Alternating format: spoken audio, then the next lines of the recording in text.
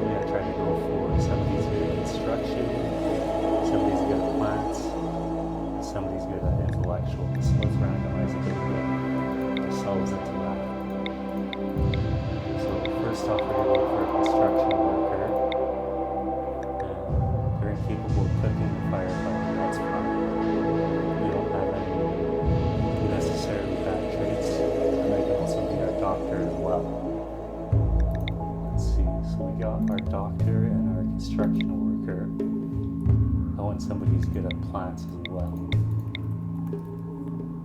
Incapable of none. They're not too old. They have asthma. It's not the worst thing in the world. And last but not least, we want our researcher.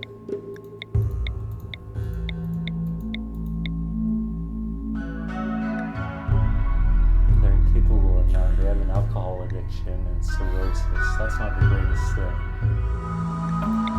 We're on a very difficult setting, so I would like somebody with less negative traits to start off with. But as the colony grows, we can take on those people and help them with their issues. Slow learner, minus 75%. That's not the greatest for a researcher. Hard worker, great memory. I think we'll go with them.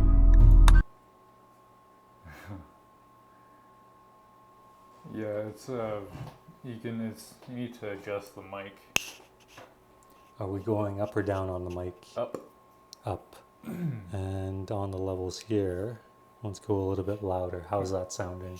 Well, we'll have to see, but you're gonna want to turn down the in-game music too, probably. Sounds good. The three of you awake in your crypto-sleep sarcophagi to the sound of sirens and ripping metal. You barely get to the escape pods before the ship is torn apart. Sometime later, you land on this unknown RimWorld. As pieces of the shredded starship fall around you, you start making plans to survive.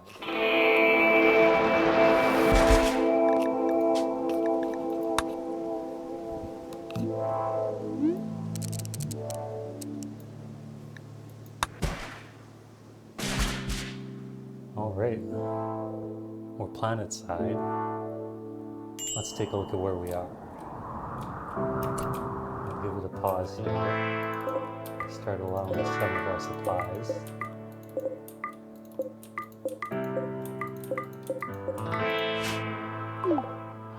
Take a look. First things first, let's get ourselves stockpile zone. Simple 10 by 10 just to start. That way we know all the resources are in the right place. Just going through here, hitting F to allow them to grab these resources.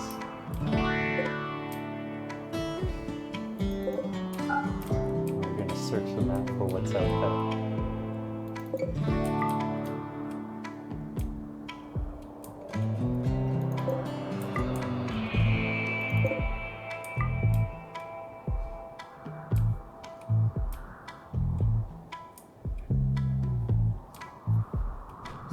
usually play completely vanilla, or do you usually use mods? I can kind of tell you're talking from the other room, but I don't hear you at all. My bad, my friend.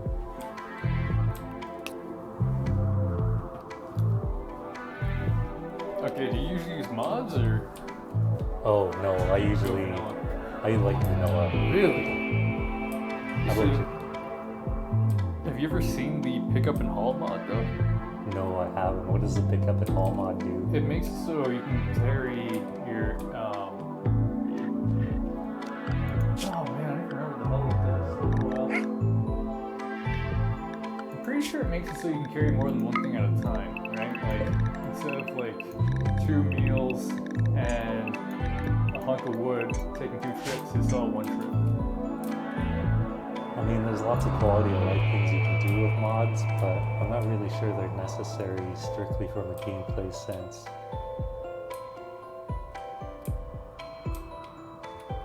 So let's see, what kind of wildlife do we have out here? And do we have somebody who's able to work with animals? I think that's the first question. We got somebody with a 4 skill, a 1, a 0. So we don't really have somebody to do husbandry just yet.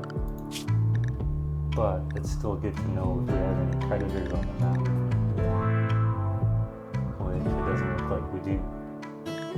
Now these alpacas, they're pretty nice. They're a pack animal and they provide some clothing. They're really easy to train. If you go into information here, you can find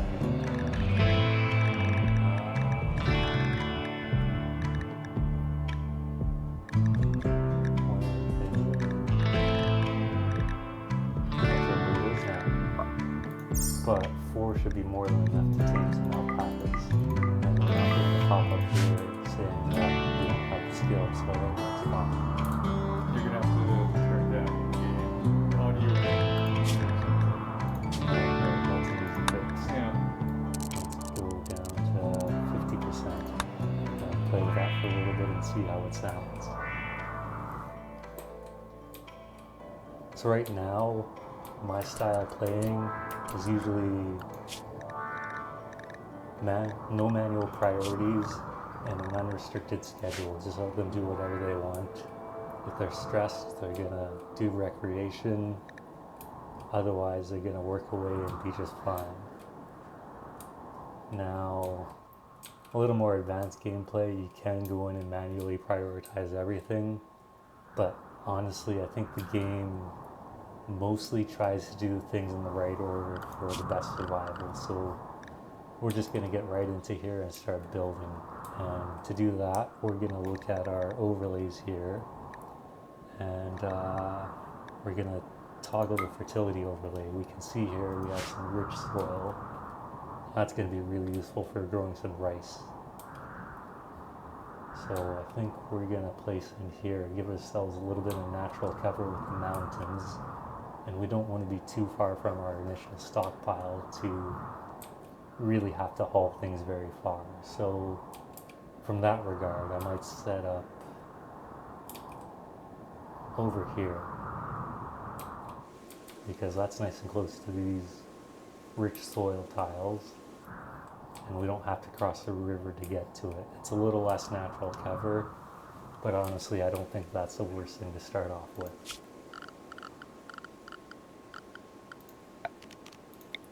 So have you played much Rimworld before, Matt? Oh yeah. Probably more than I should have. And you'd expect me to do better than I am, considering how much I've played. But it is an amazing game. And have you tried any of the new DLC? Is that out yet? I believe the new DLC is out, but I have not played any of them. What the hell was it in it? Biotech, right? Yeah, it looks like it had some really interesting mechanics, and I would like to try it out, but I still haven't explored the full base game, and I kind of want to do that before I start getting into the DLCs. Yeah. Does it? Oh yeah, it does expanding. It does expand on mechanoids. That's kind of the thing. Like you can. I always found it weird that you're able to basically clear the entire map of any hostiles, except there's always permanently going to be mechanoids attacking you. I don't think that's necessarily a bad thing. You always want a little bit of pressure to kind of... Oh no, for sure. It's just feels a bit like it's trying to railroad you into a type of, like, play style, I suppose. Just gonna look over here and find these measurements again. That's a 10, that's an 8. So, I'm looking at that over here, make everything a little bit nice and symmetrical. Add in our doors. Flip them around a bit, give it some character. And we're going to replace this stockpile zone over here once we get this second building up. First things first, we need to get our pawns out of the elements, and that shouldn't take too long here. Let's turn off this fertility overlay. And so far, it looks like they're just chugging along just fine.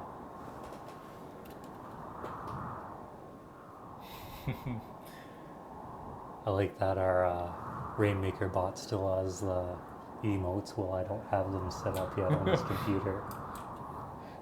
So you guys get to enjoy the stick bug, but I don't get to see it at all. That is if you have the proper extensions installed. I believe that one's a better than TV emote for anybody out there watching.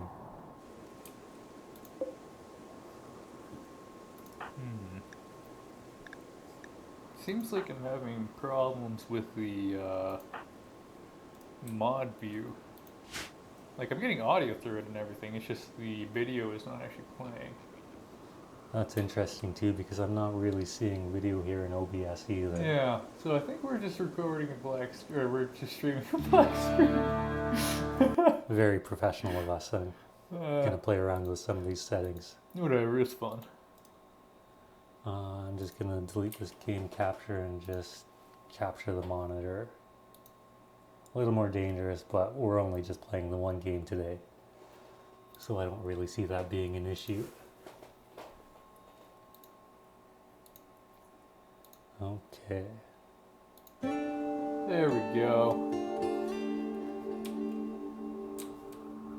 I think we're actually streaming now. Professional streamers, right?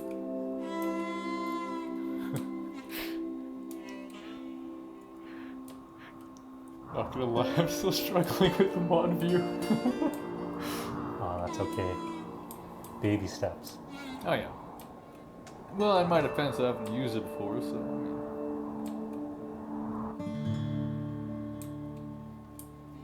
So let's see. Take an inventory of our animals again. We're going to be going for these alpacas just because they provide us some resources and carrying capacity. The donkeys are pretty cool because they increase your caravan speed, but again, they're more mouths to feed. And on this difficulty setting, that might be a little bit too much to start off with. Now, we're going to have food for a few days, but we're going to want to get right into setting up some farm areas here. We're going to do a 4 spacing for the roads in between. Get a little bit of symmetry. So we're not quite down into this rich soil yet. So rice is great to get you started off, but it's very work intensive for your ponds. So it's not sustainable long term. So nice and close to the base, we're going to have some corn. It's a little less work for the ponds, but it's much slower to grow. So we are still going to want to get our farms down into the rich soil here so we can have some food here right away. So let's get started on that. Just going to place some floors here to space it out a bit and keep this pattern kind of repeating. So 1, 2, 3, 4, and then we're going to add 10 down. 2, 4, 6, 8, 10. 1, 2, 3, 4. And that places our next growing zone down here.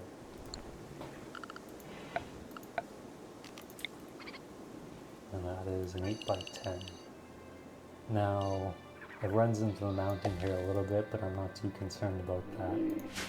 What I am concerned about is this fertility. We're half into the rich zone and half into the regular. That's fine. It just means it's going to stagger a bit when they do come to finish growing. So that's going to be our rice. So we got somebody sleeping in the bed already. That's going to be good for their mood.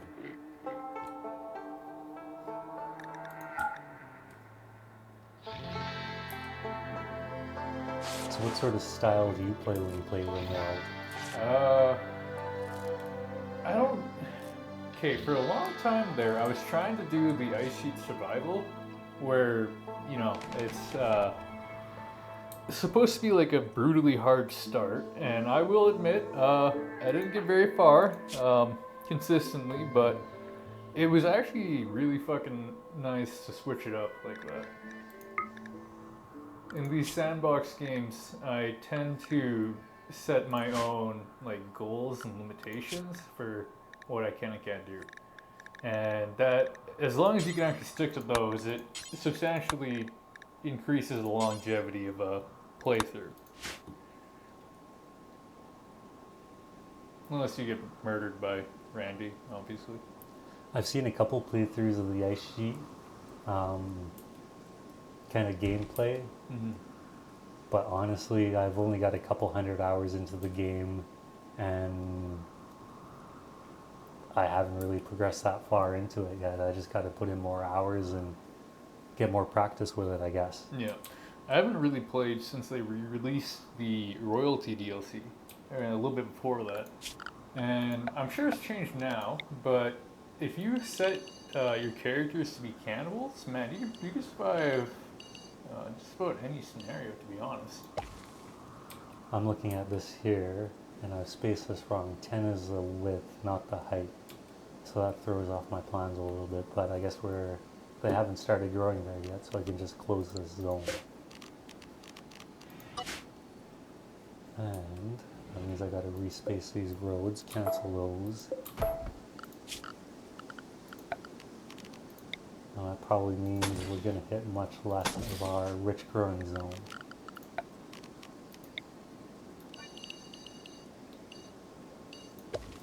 Now, we'll capture a little bit of it there, and that's just to give us a little bit of a boost right at the beginning of the game. So we can use that rich soil for other stuff. We want a little bit of it for the rice, but not all of it, because that's very work intensive.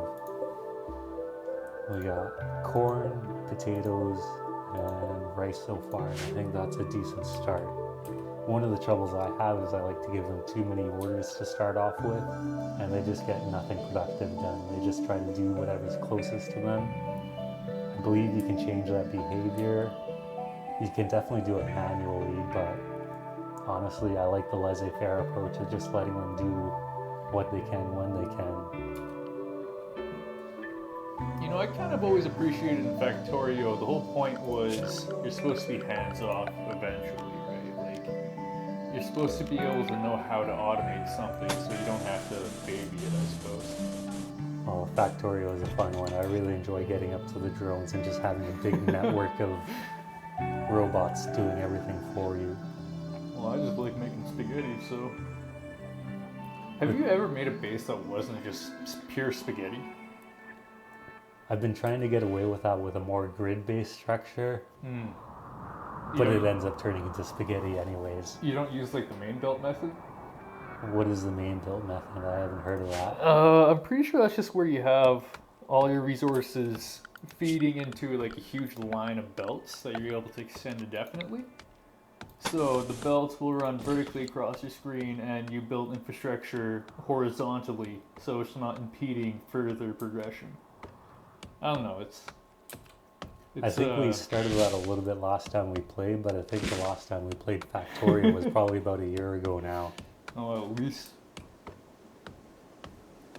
All right, well, I think I got a decent structure here starting off. We can start thinking about adding some production in here. So, just for the sake of moving shorter distance, I'm probably going to make this into our stockpile, and this will be our first room for people. So, we'll bring the stockpile into here. Pawns aren't going to like that to start with, but they're always unhappy at the beginning of a playthrough anyways.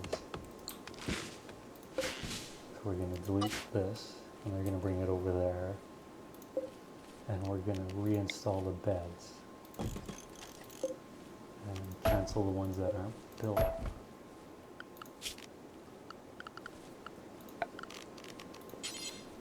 So what else is in your current rotation of games? I've been fighting a cold these last few days, and really it's been RimWorld because the game kind of plays itself. You set up plans and you kind of hope for the best.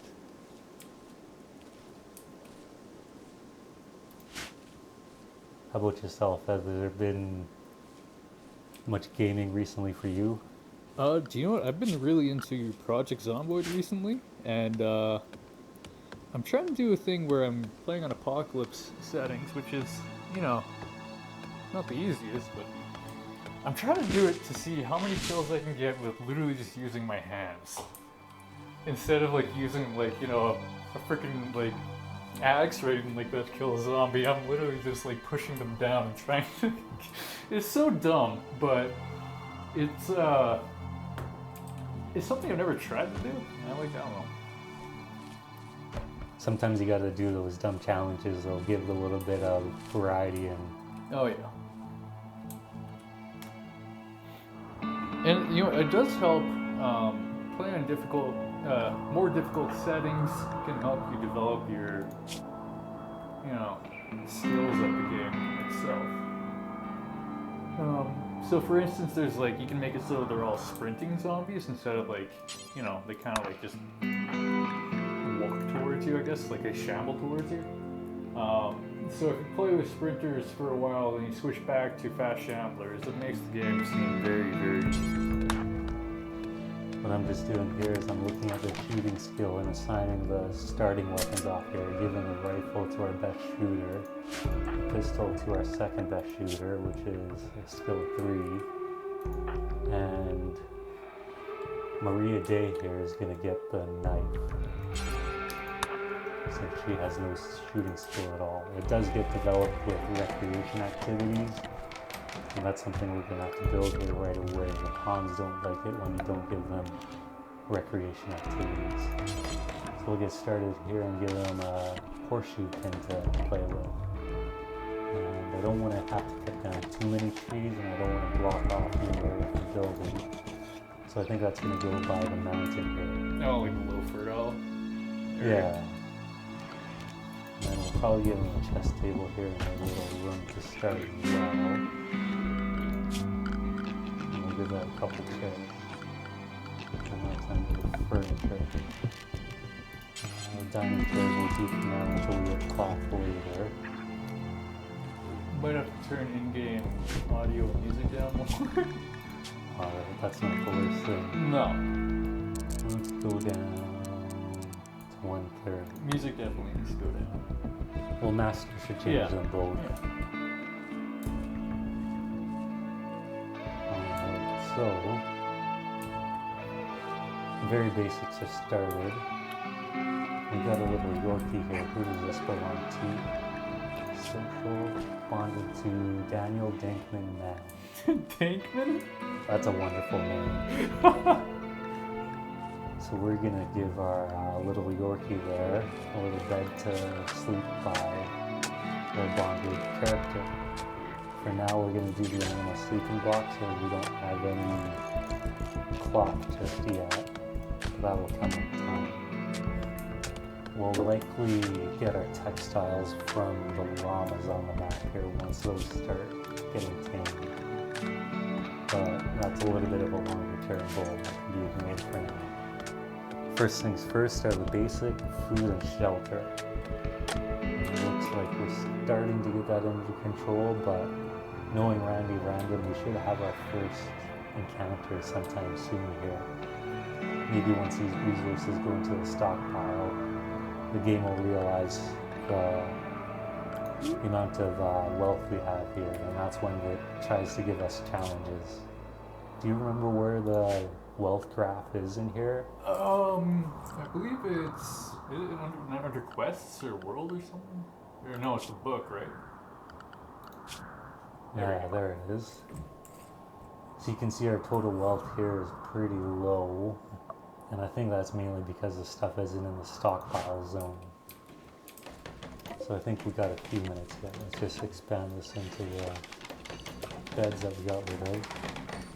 Doesn't the game force a raid early on? It And then does. after that it's random? I believe it's stepped up with certain levels in the. You can kind of see these 4 levels Yeah. here. I think once we get to this 2800 levels when we kind of get our first encounter. Yeah, but I thought it was like, I thought it used to be that on like day 7 or whatever the number is, it triggers one automatically. Okay, well I'm not too sure about that, but I guess we'll find out soon enough. That being said, we should be thinking about our first raid and maybe getting some defenses up.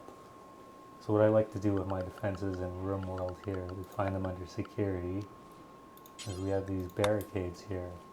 So once we get this grid fleshed out a little bit, we have areas where it's gonna not line up very well with the river, and that's where I like to put my barricades, in the areas where we don't get a full square of space. Kind of like how this one went into the mountain, I would put up a barricade here in the area where we're not able to put the growing zone, but that's close enough to a full space for my taste. So I think the barricades will come in a little bit here. We can deconstruct these ship trunks, so that's going to be a good start. We'll have to place another building here. And maybe that will determine where our first set of barricades go. 1, 2, 3, 4. Don't mind me on this potato accounting and have to do everything twice. So these guys like to have their own one. So you kind of see here how this is really close. This might end up being power in the future. So what I might do is use this space as the example for the barricades. So let's cancel all this. And let's flesh out these roads a bit.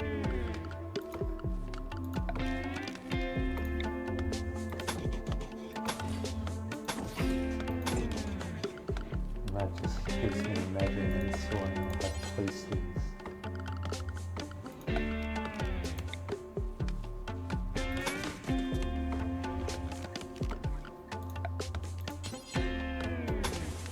And you'll kind of see the structure take more form as we go. I find with these building games, you've got to set a couple of rules and you follow those rules, and it helps you develop a nicer looking base.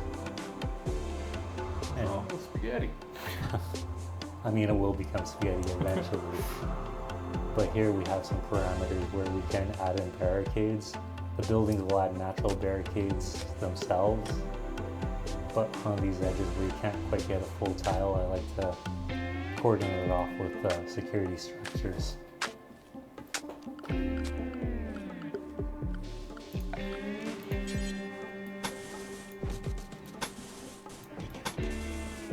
So what's going to end up happening is we add these buildings, we're going to start having individual rooms for each of our ponds here.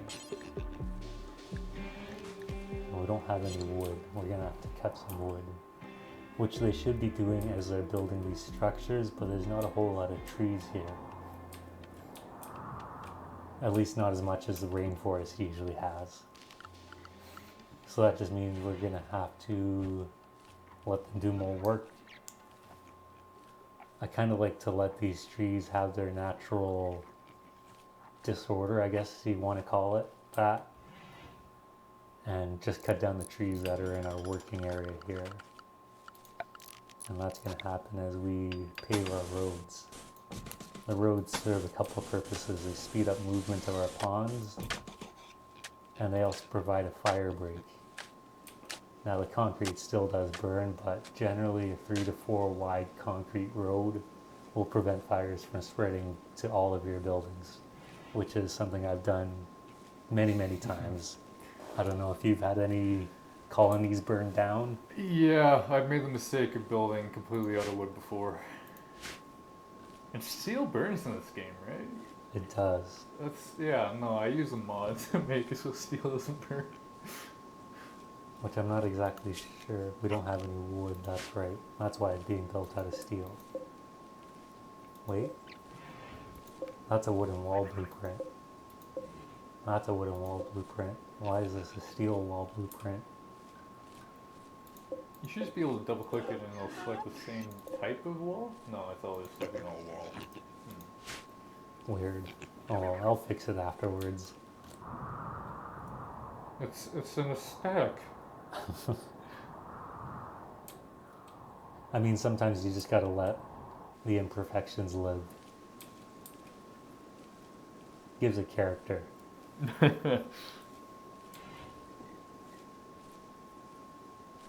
Now these first few days are difficult because you simply don't have the work output from 3 pawns to really... We have to build lots to support them, but at the same time we don't have lots to do all the work. And seeing this pawn pick up some herbal medicine, that reminds me we need a zone here for growing some medicine. Let's get that started. Going 8 by 10. Now the trouble with these large growing zones is these plants can develop, what's it called, a blight. And when you have a really large growing zone, you run the risk of the blight spreading to all your plants and killing everything off, which really sucks. So heal root requires 8 skill in growing to sow. None of our growers have the skill, so we're gonna have to develop our growing skill. We got a skill of 7. Hopefully, these next couple growing zones should push that up to an 8. We're about halfway to the next level, and that looks okay. Just means we're gonna have to put another growing zone in here. We may not be recording the streaming the screen correctly. I'm pretty sure it's cutting off an entire section. Okay. So it might be an OBS thing that. I don't think that's an OBS thing. I think that is. We're in 1920 by 1080 here. Yeah, but you see all this dead space, right? Well, let's go into OBS and take a look at it for a second. Might be because of the. It's capturing the full screen application. Yeah. Oh, weird. Okay, so what I can probably do with this. Oh, are you able to? Yeah. You might just be able to right click it and like lock it in.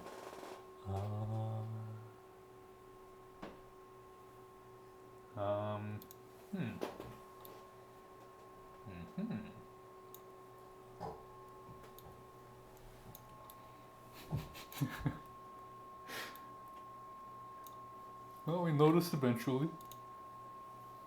That looks better.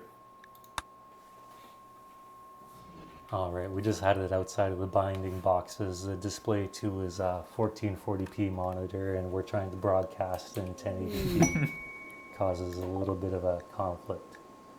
A small herd of thrumbos have wandered into the area. Peaceful by nature, these rare creatures are extremely dangerous when confronted. Some traders are willing to pay a lot of money for their precious leather and horn. Thrumbos will leave the area in a few days. Let's jump to the location. Wonderful creatures, but they will mess you up hard. Give you $5 to fight one right now. Let's see. Combat. Melee DPS 6.8. Let's take a look at our Dankman here. And hit the info tab. And combat. Melee DPS 2.3. So you can see the Thrumbos are roughly triple our strength. And they have far more health than one of our pawns do. So for now, they're just an interesting addition to the map to look at and nothing more. Won't be able to hunt them, and definitely won't be able to tame them, as they require a very high level. Let's see. Thrumbo. Requires level 10 in animals. Best handler Dankman has 4, so I don't think that's going to happen. So while they would be very valuable to the settlement, they're not going to do anything for us just yet. And honestly, that's a pretty nice first event for Randy Random to throw at us, so not too mad about that. Why did you jinx yourself like that? I mean, it's gonna happen eventually. We all know this. So you can see here we don't have the full tile to place a structure or a zone. So what we're gonna do is fill that in with our wooden barricades again.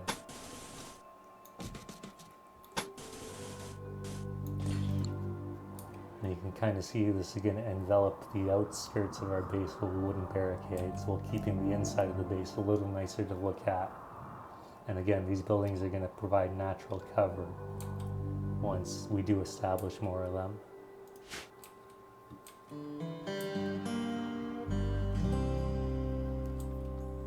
So our growing zones, it looks like most of this has been sown.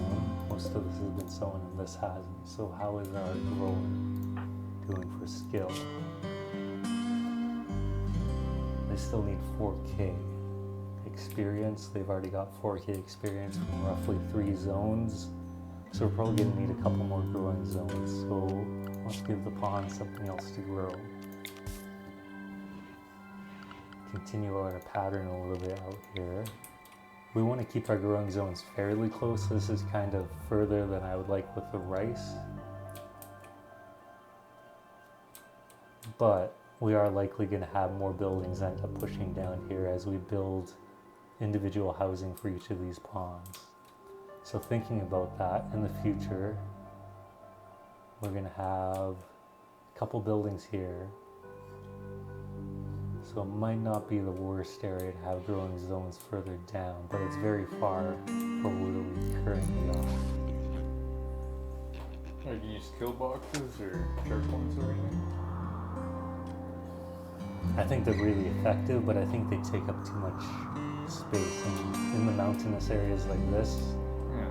we don't really have a whole lot of space to build a large kill box.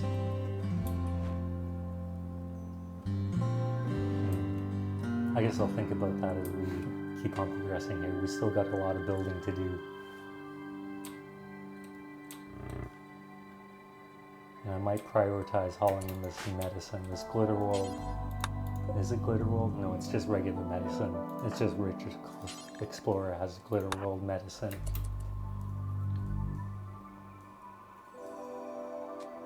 Have you done tribal starts before? I have done tribal starts before, but they are rather difficult. It Being is in a grind to get through research with them. yeah. You lose what, 50% of your research speed being in the dark, but you put a torch in there and you run the risk of burning everything down. Speaking of which, maybe the second building here will be the first of our production areas. So what that's going to mean is we're going to have a research table in here, maybe a butcher table or a cook station, one of the two, but that means the supporting buildings to them. We're going to have a house for a researcher and a house for a butcher or cook, whoever that ends up being close to this building. So production, let's get started with our simple research bench.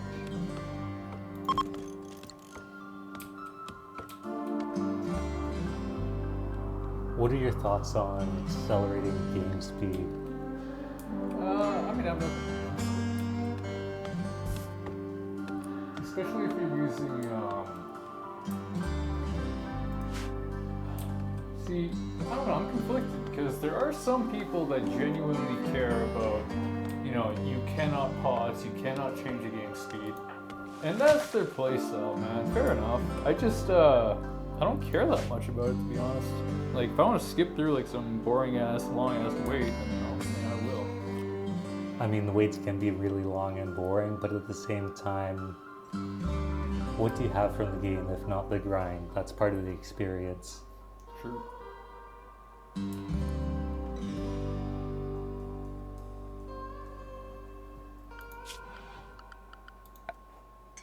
We don't really have a whole lot here we can do for sustainable power. The wind turbines are nice, but as you can see here, they take up a lot of space. And with this mountainous map, space is at kind of a premium. We can sneak it into these areas here, Can't but you, what happens with that is we run into issues with roof areas in some of these tight spaces, as you can see in here. This map doesn't look too bad for it, but we probably could get away with a wind turbine in here and just run some conduit to it. We can rotate it and stick another one in here. Why don't you build it like in your fields? I don't think crops blocks the speed, does it? The crops don't block the speed, but I just don't like the look of having a stray wind turbine in here. It's a little awkward. I mean, that's just aesthetics really, but I mean, Hey, if I'm gonna die out in the middle of nowhere, I'd want it to be at least look at. Oh God, English. words are hard. They are hard sometimes.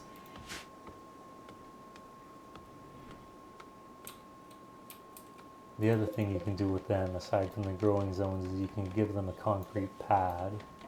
And there's also, once the turbine is built, it gives you the option to keep the zone clear automatically. It'll just put up a work order to cut any trees at the end of each day.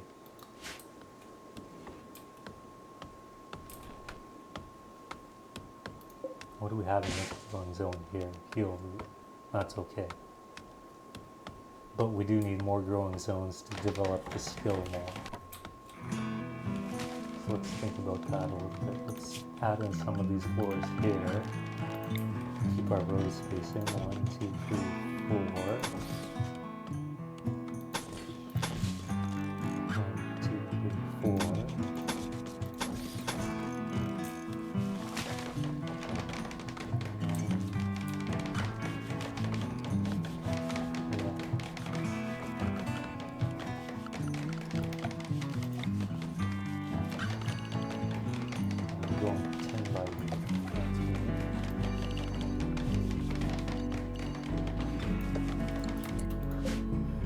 Way much more meticulous about this than I am. Now we're going to get most of our textiles from the alpacas once they do get trained, so I'm going to skip cotton, but that's usually, you got to get parkas for the winter time. It gets really cold and ponds aren't going to do well without parkas. So we got strawberries, rice, potatoes, and corn. We do want to think about the future of our animals once we do have them trained, so maybe I'll have a field for hay grass here as well. So we can see this is kind of turning into our growing area. We're going to want to have a house nearby for our planter, which I think is going to go closer to the rich growing zone somewhere down here. So this zone here might be the building for our person who does all our planting. So let's get this spaced out.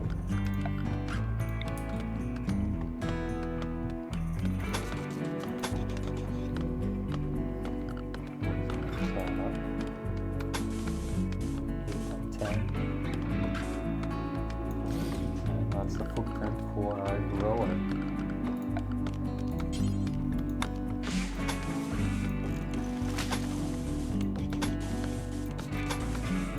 Nice big houses here. Usually you like to go a little bit smaller, but it's challenging when you have small buildings to lay out an effective grid. We're kind of bouncing these doors on the long side. So, kind of continue that over here. Now, with 3 ponds, this is a lot of build orders, so I'm going to let them catch up a little bit here. Now, the wildlife likes to come and go on the map as you please, so it doesn't hurt to check back in here, see if any predators have wandered into the map, or if the alpacas we were trying to tame had left. Let's you mouse over them here and click, you should see where the herd is. And I don't think they're going anywhere soon. That's a good thing for us. But we can deconstruct these chip chunks. Again, adding more orders when we're trying to catch up a little bit here. Kind of counterintuitive, but something for me to do. Another thing we can start looking at here is what type of resources we have to mine, and do we have somebody who's good at mining. 2, we have Maria Day here has got a passion for mining, which is a good thing. She seems to be the person who's going to be our primary miner out of this group. She's our primary planter, which is a full-time job, so I don't think I'll be giving any mining orders unless there's like gold or silver or plasteel on the edge of the map here. But we do see some steel here that we can pick up.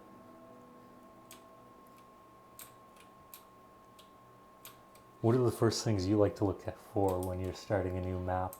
So when I start a new map, I choose my landing site or whatever the tile I'm on, and I try to make it so I have the rock types I want, right? So you're gonna want like marble and what is it?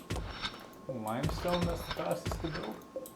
So you have fast building and you have like, you know, aesthetically pleasing ones for your base. And another thing I actually do is I double check where all the steam geysers are on the map, and I try and sort of like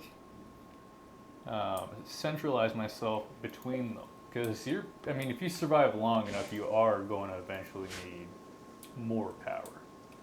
Yeah, power is a limiting factor, definitely, especially with the big weather changes you can see in here. It gets down to minus 30, and those heaters suck up a lot of power.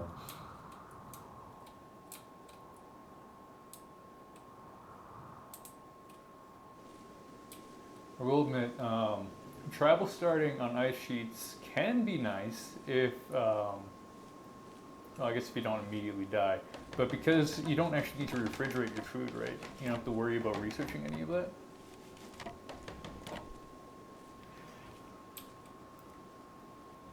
It is really nice having somebody with like a 10 or 11 skill from the tribal start. You don't get very high skills on the crash landed survivors. No.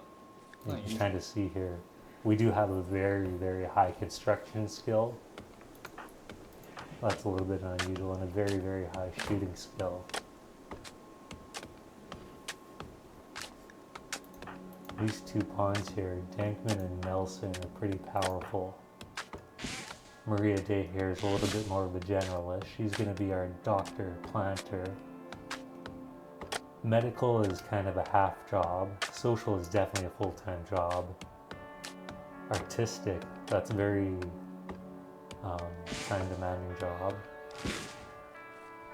Really, the only ones you can get away with dual classing is medical and really, I think that might be about it. I like to specialize my pawns pretty heavily. How about yourself? Well, you generally want somebody cooking full-time after a certain point. You're going to want somebody that has a high social, and that's the person that does all your bartering.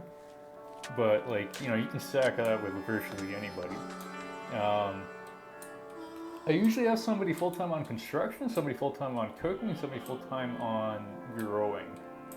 And then when it comes to like taming animals and stuff like that, that's generally more of like a human input decision that you choose to do rather than the pawns do themselves, it feels like. Now you could prioritize the work order to be a little bit more nuanced. And that's what I usually do. I usually make it so doctoring is virtually the only thing set to priority 1. And then everything else is 2 and 3 unless it's like a useless thing.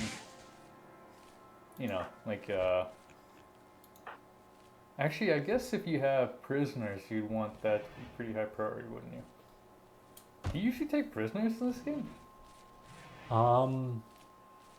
It depends. Like, here when we only have 3 pawns, if the game presents somebody to take as a prisoner, I might try and recruit them. Right. But as a general rule, I like to release them and gain the reputation boost from releasing a healthy prisoner. Mm-hmm. If there's one thing I learned from Oxygen Not Included, I think it was, is there are negatives to expanding your total pawn count too early. Yes, you definitely can outrun your resource support pretty quick by taking on extra pawns. Or you tame a Thrumbo by dumb luck and it eats all of your food right before winter. I have had that happen. There's so many ridiculous situations the game can present you with. I love hearing the stories of like a herd of guinea pigs come through and eat all your food within seconds and just leave. There's nothing you can do about it. It's just the nature of the game. Have you ever had like a manhunting pack of guinea pigs? I have. And I think it killed off my colony just because there was so many of them. Yeah, I'm pretty sure they disabled that. They made it so manhunting packs aren't quite as big. I don't quite remember. But like, yeah, no, you would have saves just ruined because you have 50 guinea pigs just like bullying your colonists. All right, well, I think we got a good start here. We got the foundation for a base. We got some plants sown. We got a couple buildings going. We haven't had any major encounters aside from the Thrumbos, which, while we're starting, I'm okay with. But I think that's a good place to call it for today. Just a quick little test stream here. Make sure start working out some of the kinks. And what have we got going on here? A large meteorite has struck ground in the air. It has left behind a lump of granite. Now, sometimes it can give you really interesting resources, and sometimes it can give you a lump of granite. That being said, thank you for your time, and we'll see more of this in the future. Goodbye, my friends.